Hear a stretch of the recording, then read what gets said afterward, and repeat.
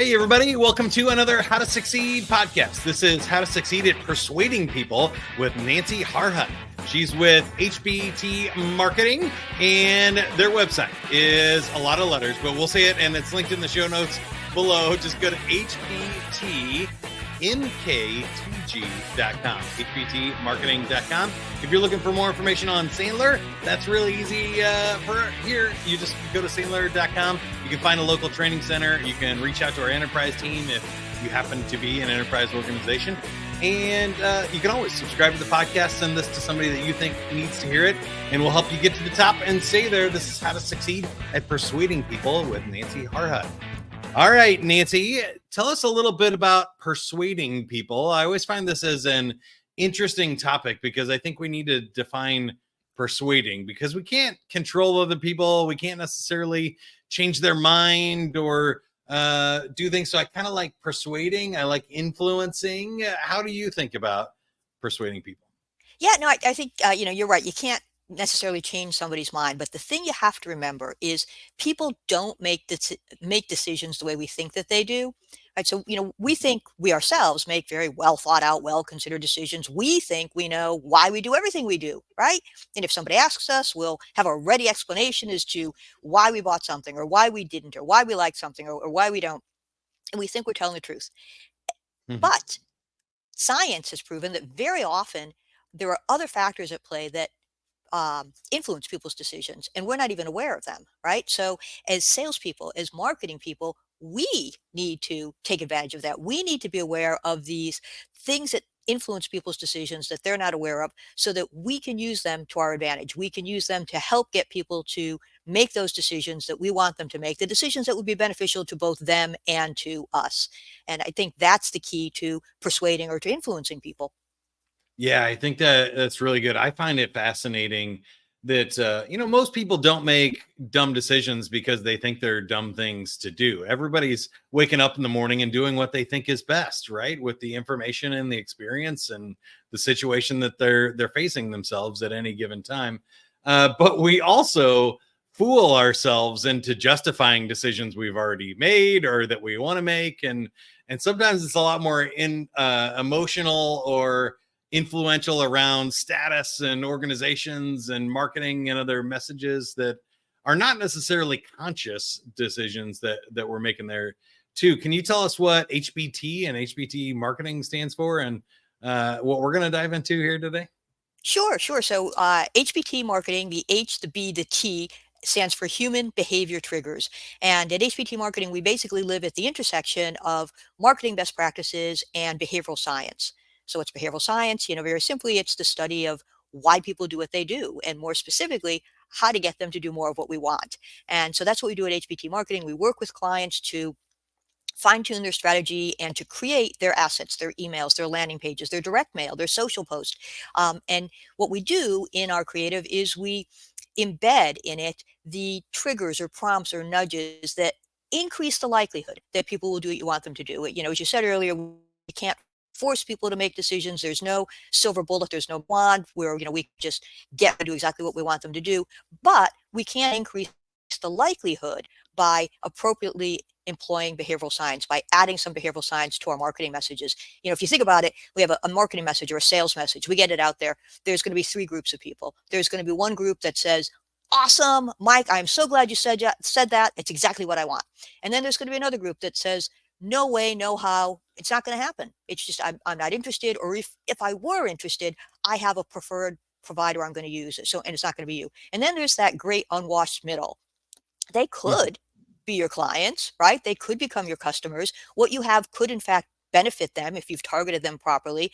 But, they're going to go to you or to a competitor, or maybe they're just going to get swept up in life and not do anything at all. And those are the people that we really want to reach, right? We want to do our best to reach them so that they notice our message, so that they understand it, so that they pay attention to it, they remember it, and they act on it. And there are ways that we can make that happen, or at least increase the likelihood that it happens. And that's what we want to do. We want to use those ways so that we can reach the people that can benefit from what we have to say and increase the likelihood that they, in fact, do benefit from it.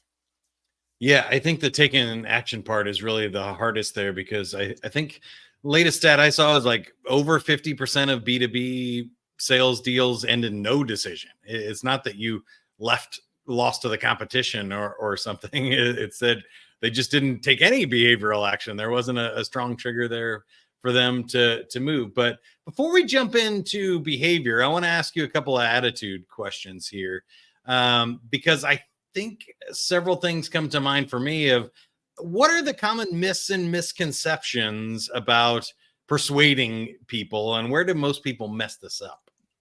Sure. So one of them is that people make these well thought out, well considered decisions. So if we, as the salesperson, as the marketing person, just supply all the correct information, right? All the speeds and feeds, the facts and figures, the features and benefits, if we just give people the right information, if we just educate them, well, then they'll come to the correct conclusion. They'll do what we want them to do. And that's not entirely true. Certainly education is part of it. Certainly, telling people what they need to know is part of it. But the other part of it is emotion, right? People make decisions for emotional reasons. And then they later justify those decisions with the rational reasons. So what we in sales and marketing need to do is we need to have both components in our messages. We need to balance the rational and the emotional. And, when we talk about things like this, very often people will say, well, sure, Nancy, that makes sense if you're selling, oh, I don't know, vacations or wedding venues or fashion, something that has, emotion just baked into it. But, I'm dealing with a B2B audience, or I'm dealing with a practical product, or I'm dealing with a boring product, right? Like where does the emotion play there? But the truth is it does, right? People, regardless of whether they're at home or at the office, people make decisions for emotional reasons. And we as sales and marketing people need to realize that, and we need to leverage it, right? We need to serve up our messages so that they're connecting with people in an emotional way. And, even in B2B, when we think, well, people are only going to make decisions that are correct for their organization, their company, right? Their bottom line. Sure, that's part of it. I'm not saying that they don't, but there are other factors at play. They're also wondering, how am I going to look to my boss, or how am I going to look to the board, or is this going to, allow me to get out of work at 5 o'clock and go home to my family? Or am I going to be stuck here for hours trying to implement this new solution? Are my colleagues going to hate me because I champion this? Am I going to lose social capital because I'm going out on a limb here with this new company or this new solution? If it doesn't work, what's that going to do to me? There are all of these other factors, emotional factors, that people think about. And as marketers or salespeople, we have to be aware of that. We have to factor that into the messages that we're putting out into the marketplace, that we're delivering to our prospects. So good. You even nailed one of our Sandler rules. We have a rule that people buy emotionally. They only justify their decision intellectually.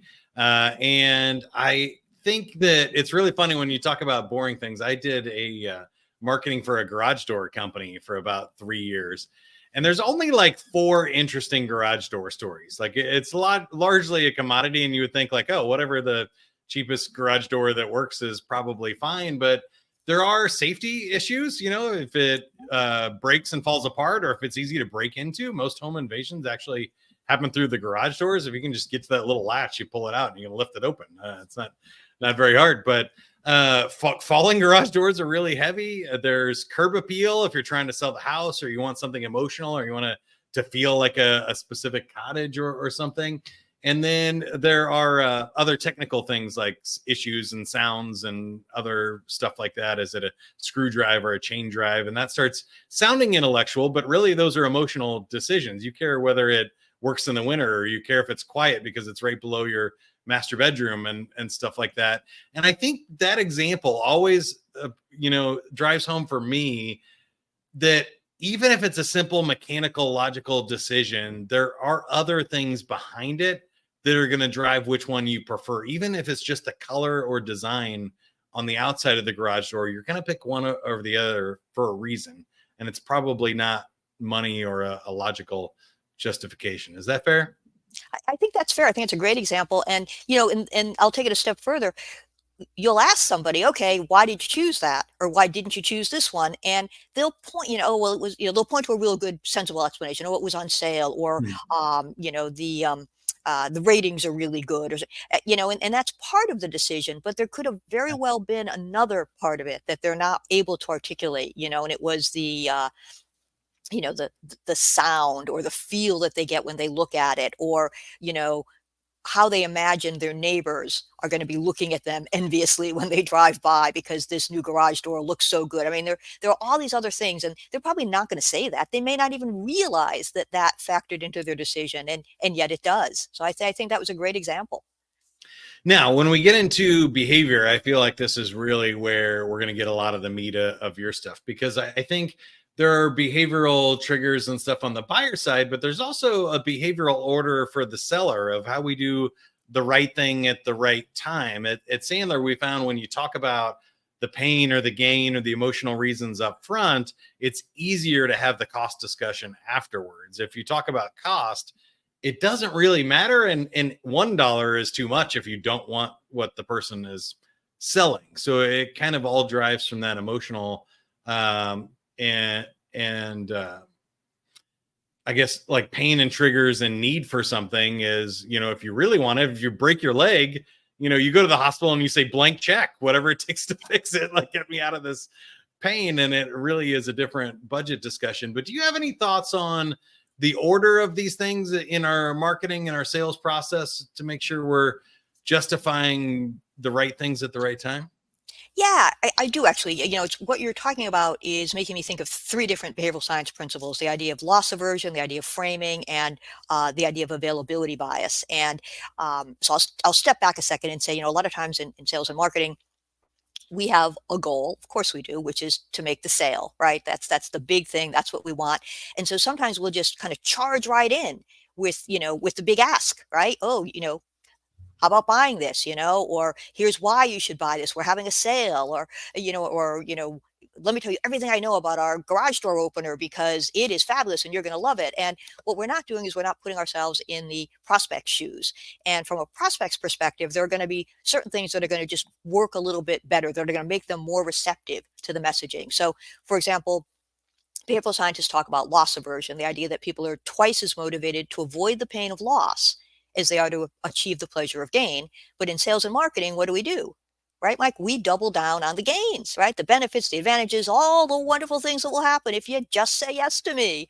And sometimes what we have to remember is people will be, more motivated to either avoid pain, either the pain they'll find themselves in if they don't say yes to us, or they'll be more motivated to avoid the pain that they can miss out on by saying yes to us.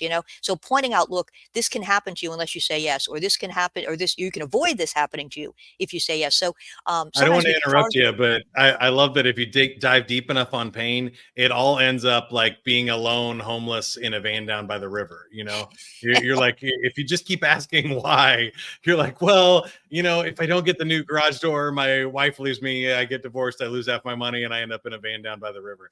And like, sure. it all, like, even for your job or your promotion or something, it's like, well, if we don't get this new software, I lose my job, then I lose my wife, and then I'll end up in a van down by the river. It all are these deep-seated emotional reasons of It things. makes me think that there's probably a big market selling like vans that are burglar proof and it's particularly comfortable because eventually people are going to end up there anyway. So let's sell those. That's funny, but you had a couple of others. Did we hit those other ones Sure. sufficiently? So, so one thing is like, don't charge in, assuming that the benefits are going to do the thing, because sometimes loss aversion is the way to go. The other is framing. And you'd mentioned something earlier about, talking about price too quickly. And there's some research that indicates that framing things in terms of time can actually be more beneficial than framing things in terms of price. So if you get people to think about the time they're going to spend with your product or with your service, what happens is they start to think about, okay, how am I going to spend my time, interacting with this product or the service? And that's going to involve certain experiences. And those experiences, of course, are going to involve some emotion. But basically, it focuses people on kind of the quality of the experience they're going to have, the quality of the time they're going to spend with the product. And that makes them a little bit less price sensitive, right? They're not as focused on it.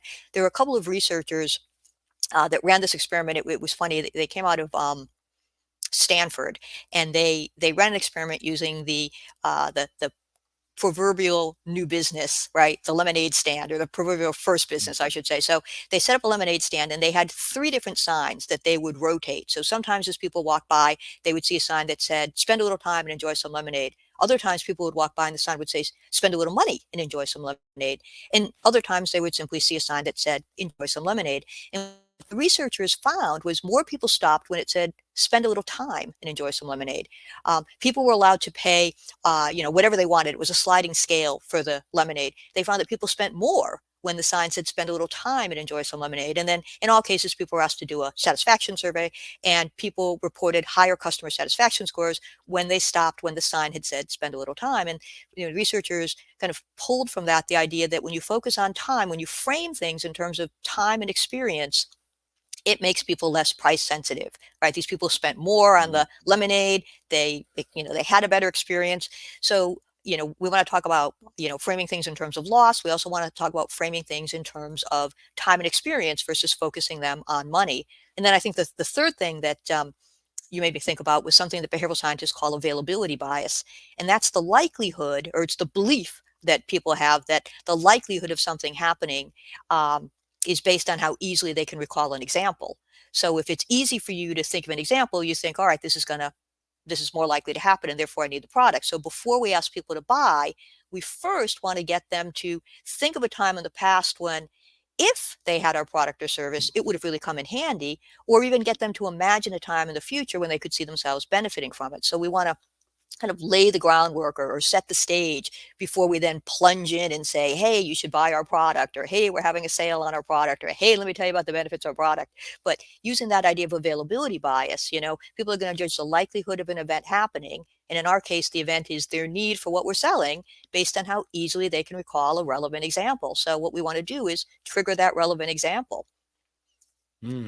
I like that a lot. I wanted to circle back to that framing a little bit, because you talked about something interesting, which is the enjoyment of the lemonade afterwards and the customer experience. And what we found in our sales research is that price actually falls pretty far down the list. When you talk about whether people enjoy the product, enjoy their experience, the sales experience of whether they like the person they're talking to and it was an interesting conversation and they found it helpful, ends up influencing whether they thought the price was a good deal or not, right? And they come back and they refer, or they buy more product based on whether they enjoy the experience, but also whether they enjoy the product. And sometimes the framing is what matters, and it could be more expensive. There's the old Trump Gold example of, like, if everything is the best in the world and the most experienced, people have shown that they enjoy wine that is more expensive, even if it's the exact same wine. Yes. In two different price points, because they think it's a special treat for them. And so it's not necessarily lowest price that increases the happiness or the return on investment that they're getting, because that return is emotional too. And I think we miss that. It's not just the investment, it's the return that's emotional.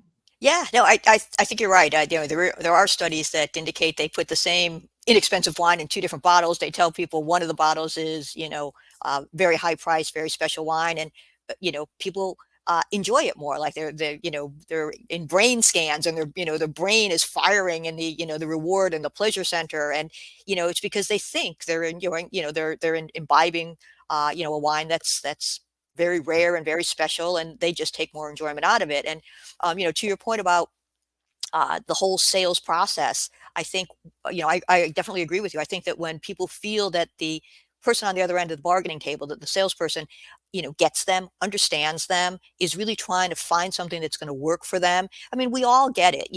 There's going to be a benefit to the company who's making the sale, of course, but no, I don't think anyone really begrudges the company. It's like, hey, you're in business to make money. But if the salesperson, if the representative of that company, really understands me, is working with me, sees me for who I am, listens to what I'm saying, incorporates that into the recommendations, the process does become much more enjoyable. You really feel that now you're on the same team. You're getting someone who's working with you to solve your problem.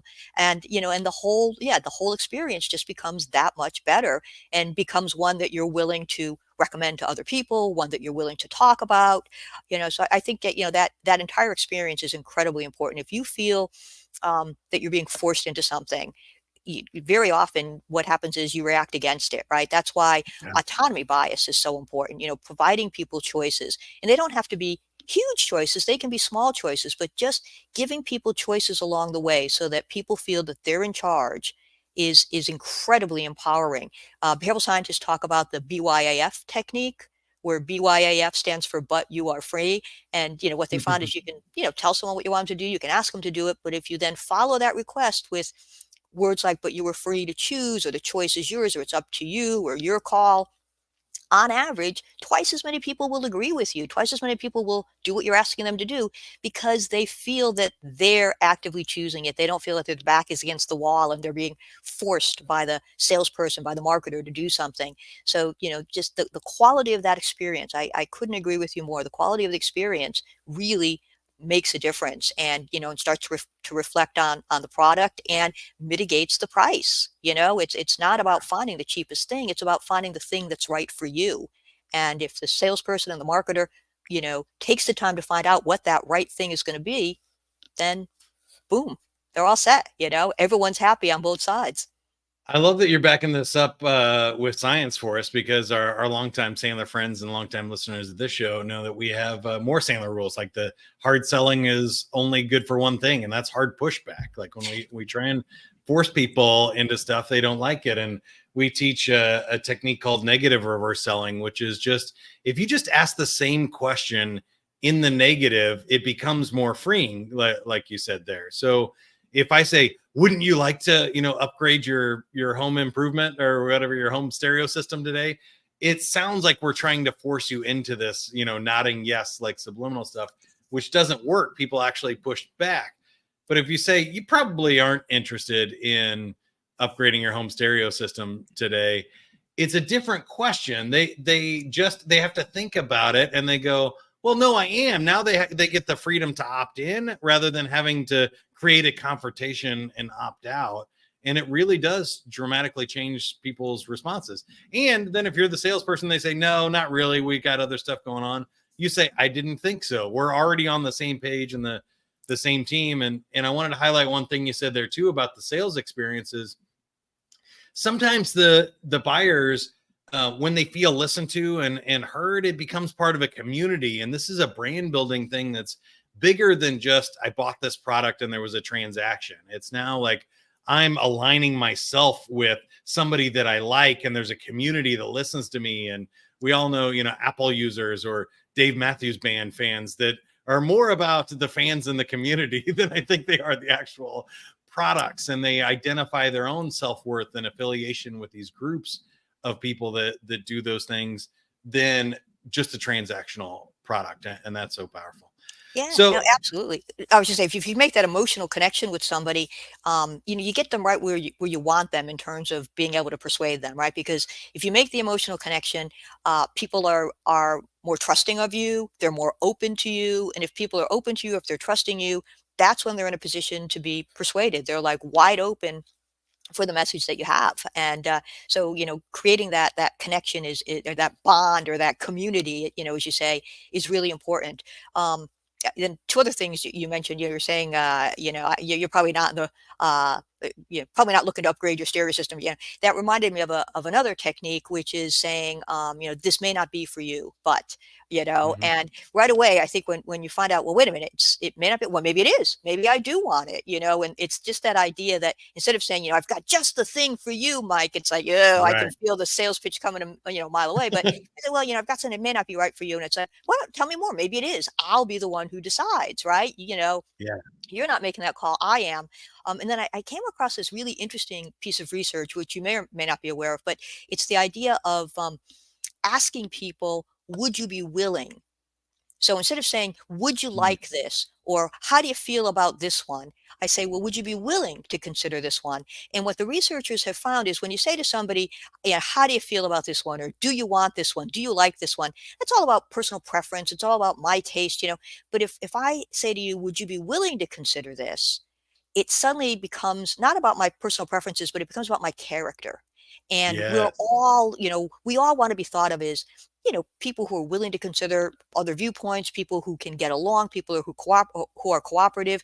This goes way back to our ancient ancestors where we had to get along. If we didn't get along, if we couldn't work in a group or in a community, we'd be banished. And, back in those days, your chances of survival were minuscule if you weren't part of a group or a clan. Like you just couldn't do it on your own. And so it's kind of hardwired into us to get along. And so, phrasing the question is, well, would you be willing to consider this? It just goes a lot further than saying, well, would you like this one? Or how about this one? Or what do you think about this one? I have one last question for you here about any other like tips, tricks, or tactics of how we actually execute these sometimes theoretical concepts. Two of them came to mind that you've mentioned already. One is, I think that would you be willing is really great in a prospecting call, warm, cold, whatever, and be like, hey, Nancy, I got to be honest with you. This is a cold call and it's a sales call here. Would you be willing to take 30 seconds with me to find out if it even makes sense for us to talk? And if not, you can hang up with me after that. You're right. It goes to that character of are you the type of person who would be willing to give a stranger a chance for 30 seconds? It gets a much different response than the typical, like, let me try and shove my 30-second commercial in there as fast as possible and hope you don't hang up before I get, it over with. The other thing is in our sales meetings, we do a technique called the upfront contract, where we tell people, we ask them what's on their agenda. They have control of this, and the outcome, it may be yes and it may be no. And here's what no looks like, and here's what yes looks like. And at the end, you're going to have a chance to decide. It really sets up that framing and that free will that you were talking about in a really simple conversation just at the beginning, saying, hey, I don't know if this is going to work or not. We can figure it out together. If I don't think it's a good fit, I'll be honest and I'll tell you. And if you don't think it's a good fit, I want you to be honest and tell me too. I'm a grown up. I've gone on a lot of sales calls. It's going to happen 10 more times a day. If it doesn't fit, that's okay. And really giving people permission to say no makes a huge difference in the type of conversation you have afterwards. Do any other techniques come to mind for you? So let me think about this. I think some of the other techniques that would be beneficial if we're trying to persuade somebody would include things like letting them know that other people have already done this. The whole idea of social proof, right? So before I even ask you to do something, I want to let you know that other people like you, have already done this. Because when we're faced with a decision to make, no one wants to make the wrong choice. No one wants to make the wrong decision. We don't want to find ourselves unhappy. We don't want to have buyer's remorse. And so if you can point to the fact that other people who are very similar to you are doing this, it gives us that confidence and that sense that, okay, I'm probably not going to be making a mistake. So I think that's certainly one way that we can go. Pulling in authorities and pointing to outside experts and saying, hey, we've received this award or this endorsement or this leader in the field has this, speaks highly of us. That can also be very, very helpful. When we're talking about our products and our services, and if we're using testimonials, for example, a lot of times we go for what we think is the 5-star, right? The 5-star testimonial. It's like, this is, HBT marketing is the best thing since sliced bread. I'm like, oh my God, somebody said that. This is incredible. I am going to just use that every chance I get. I'm going to slip it into every sales conversation. I'm going to put it in all my marketing because that's gold, right? And the truth of the matter is, sure, it's wonderful that somebody thinks that. But what's even more effective is when, one of your customers starts at that place of skepticism, and then they end up at the place, which is, you guys are great. So they say, I used to think that every marketing agency was the same, and then I've tried a few, and then I tried HBT marketing. They are different. They really do things differently. And, a lot of times people are like, well, I don't want to start with a testimonial that says, well, I used to think they're all the same. That's just going to reinforce my prospect's belief. I don't want to bring up anything negative.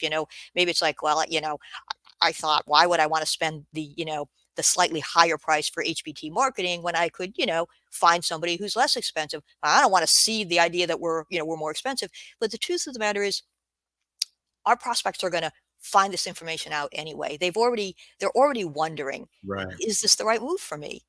Should I buy this? Should I not buy this? Should I sign up? Should I not sign up? Should I go with them or should I go with these other people? They're already wondering these things, right? So we might as well just address it head on, like get it on the table, acknowledge it, and then explain why it's really not an issue.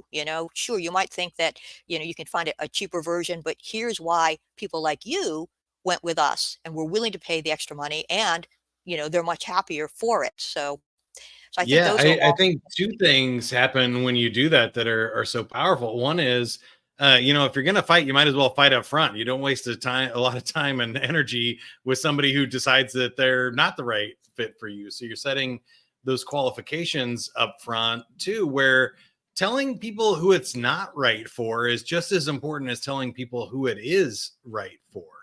So if you're, I'm guessing your process in marketing is very much like ours in sales. Things that work take some time. They take some money. It's not a quick fix. It's not like, oh yeah, we'll come in tomorrow afternoon. We'll make a couple of adjustments and you'll be good to go. You'll be fixed for the rest of your life. So if you're looking for a quick fix, you're not right for Sandler. If you're looking to do some hard work and develop your business and create a sustainable long-term business that is going to take a while and some investments of time, money, and energy, then you might be right for us. If you're not in that point in your business yet, or it's not that important, then I'd rather have you opt out because of the testimonial than to go through this sales cycle and set a whole bunch of meetings and then find out you're not really willing to do the work on your end to be successful with it. And I think those are very powerful techniques. Sure. And it Well, makes me think of I'm sorry. I was saying it makes me think of one other, which is yeah.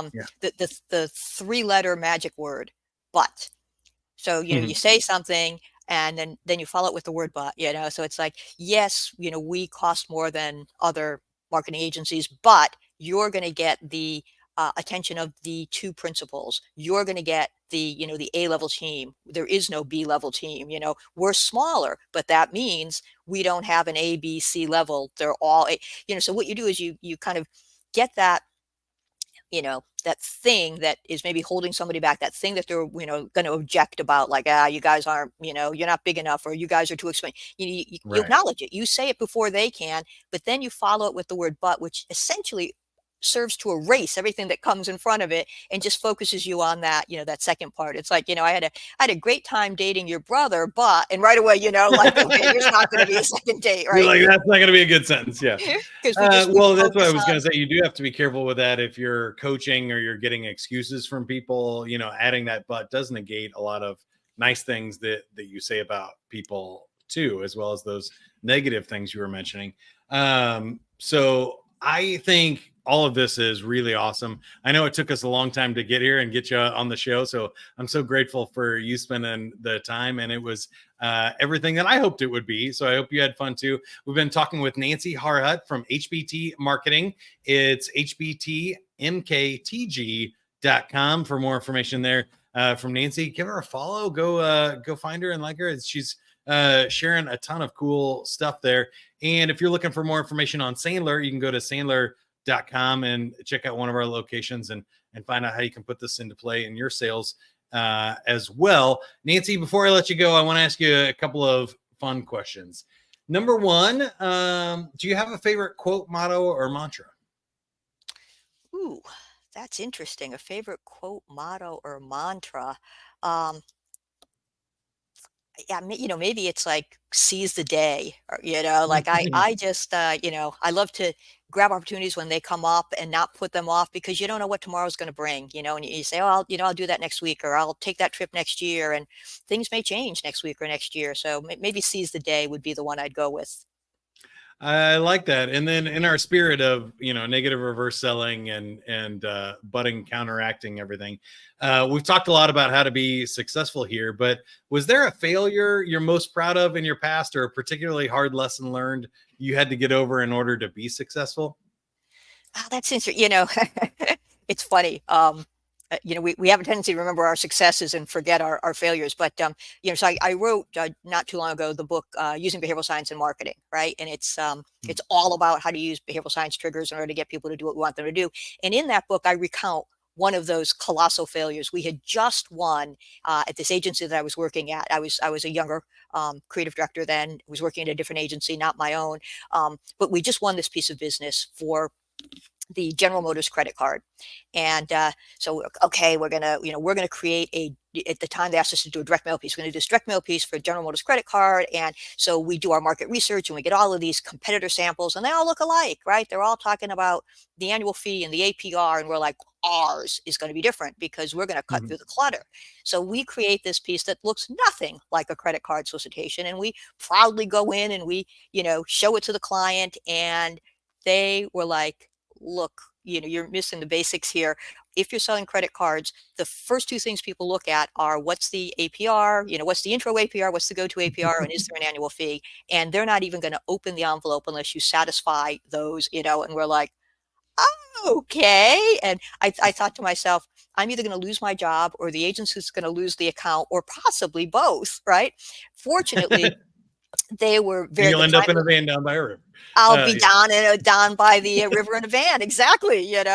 Fortunately, the client was what they were understanding. They gave us the feedback. They're like, look, interesting thinking here and all. We see where you were going, but go back and rethink it with these, this new information, these two data points in mind. And of course, we did, came back, found something that they liked. They became a long-term client. We established 7 different controls.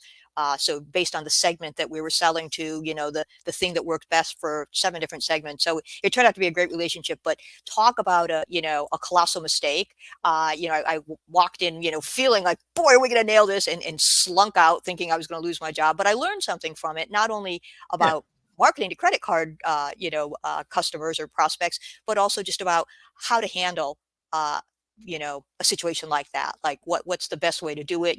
From my perspective, it was certainly to bounce back, but from their perspective, it wasn't to like blow up and throw us out, but it was to just give us some guidance and a second chance. I love that. Anything else about HPT marketing that you want to share with us, ways you can help us or we can help you before we go? Sure. If anyone is looking for, some direct mail, emails, social landing pages, if anyone's looking for some marketing help that incorporates behavioral science, these decision-making shortcuts that people use, check us out. We'd love to chat with you. And if you're looking for just some additional information about these behavioral science triggers, check out my book, Using Behavioral Science in Marketing, 288 pages, 17 chapters, and over 25 different actionable, practical, tactical ways to increase the likelihood that somebody does what you want them to do. I love it. Thank you so much, Nancy, for being on the show.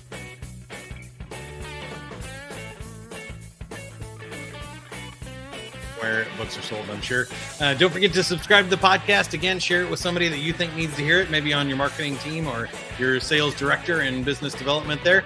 Also, don't forget to come to the Sandler Summit. It is next year. Again, we just passed it. It will be April 2nd and 3rd of 2025. You can find more information at sandler.com/summit, as well as the local training center if you need more help with your sales team. Until next time, whatever you are, be a good one. That's what I always say. We'll see you.